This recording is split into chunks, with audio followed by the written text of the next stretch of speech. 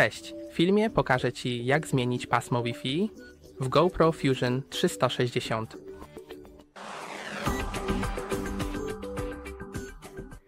Możesz wybrać pasmo Wi-Fi 2,4 lub 5 GHz na swoim GoPro Fusion 360.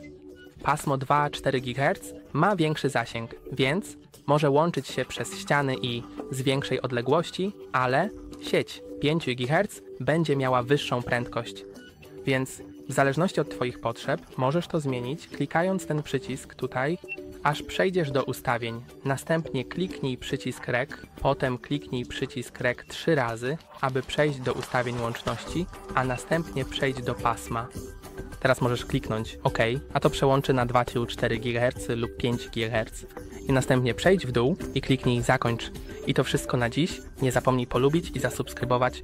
Do zobaczenia!